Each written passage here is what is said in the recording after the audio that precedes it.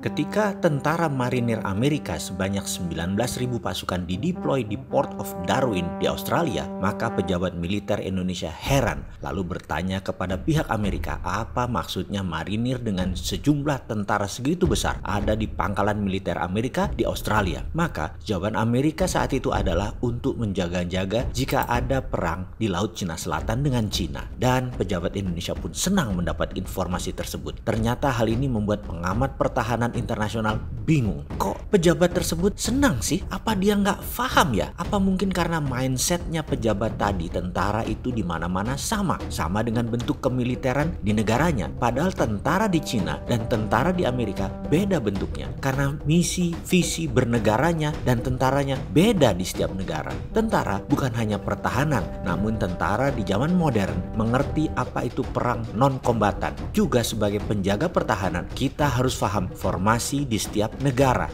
lain tentunya. Ketika marinir diletakkan di Port Darwin lalu dikatakan untuk menjaga Laut Cina Selatan, itu jawaban diplomatis, bukan jawaban sebenarnya. Dan yang salah adalah mindsetnya untuk memahami bentuk organisasi perang sebuah negara. Kalau perang laut di Cina Selatan terjadi, kira-kira itu perangnya berbentuk apa? Perang laut kah? Apa perang darat? Atau perang udara? Maka jawaban adalah perang laut pastinya. Kalau di Indonesia, Angkatan Laut yang menghandlenya. Namun di armada perang Amerika, perang laut itu namanya naval war, adalah perangnya Navy. Sementara marinir di Amerika adalah angkatan perang sendiri sejajar Navy dan memiliki komandannya sendiri. Marinir adalah perang daratnya dari laut masuk atau perang daratnya angkatan laut. Maka marinir di Port Darwin harusnya dicurigai bukan perang laut, tetapi perang masuk dari laut ke darat. Dan mana daratan yang paling dekat dengan Port Darwin? Wes, sudahlah, nggak usah dibahas. Mau infiltrasi kemana ya bukan urusan kita kan. Lawang pejabat pertahanan jangan-jangan nggak paham, apalagi kita. Yang kita maksud dalam informasi kali ini hanya mau mengingatkan, bentuk perang itu banyak. Ada biological warfare seperti pandemi corona, itu masuk ancaman, itu masuk nation threat harusnya kondisinya pada saat ini.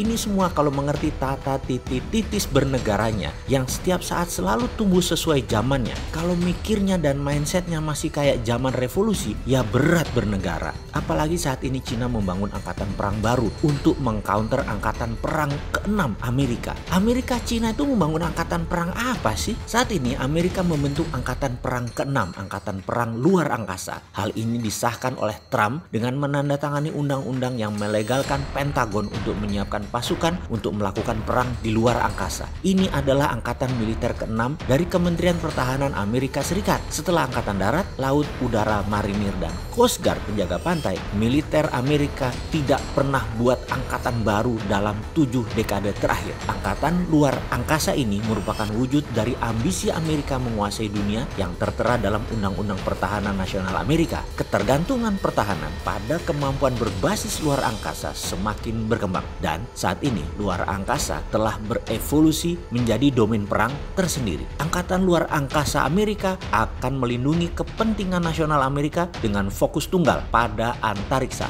Amerika memiliki ketajaman strategi luar angkasa terbaik di dunia. Angkatan luar angkasa ini menitik beratkan pada teknologi sehingga membutuhkan lebih sedikit orang. Ini portfolio yang berbeda dari apa yang umumnya orang pikirkan tentang mesin perang. Ini adalah perkataan Menteri Pertahanan Mark Esper. Angkatan baru ini akan menjadi dua bagian, Komando Luar Angkasa dan Angkatan Antariksa. Komando akan berfokus pada pengaturan strategi pertempuran perang, sementara Angkatan Antariksa akan mencakup misi yang lebih luas seperti pelatihan, pengadaan, perencanaan jangka panjang, dan fungsi-fungsi lain. Angkatan Luar Angkasa ini diperkuat dengan 16.000 angkatan dan personel sipil. Tak ketinggalan, pembentukan angkatan baru ini dilengkapi dengan seragam sendiri, tanda pangkat khusus, serta lagu Mars tersendiri. Pembentukan Angkatan Luar Angkasa menjadikan ruang angkasa menjadi salah satu bagian keamanan nasional Amerika, sekutunya, dan mitra negara tersebut. Dan inilah yang diduga mengendalikan drone yang menyerang markas Syiah di Yaman, mengirim drone yang menewaskan al-Baghdadinya ISIS, mengirim drone masuk ke Wuhan ketika atlet militer berkompetisi di sana, dan mengendalikan satelit untuk Our Eyes-nya Pentagon. Sekedar mengingat, kalau drone pakai remote control itu jaraknya paling jauh 2 kilo. Kalau pakai satelit, ya tidak terhingga. Jadi hati-hati ya bernegara, jangan bernegara itu selalu melihat untung rugi dari sisi ekonomi. Ada sisi kemanusiaan juga yang harus dijaga.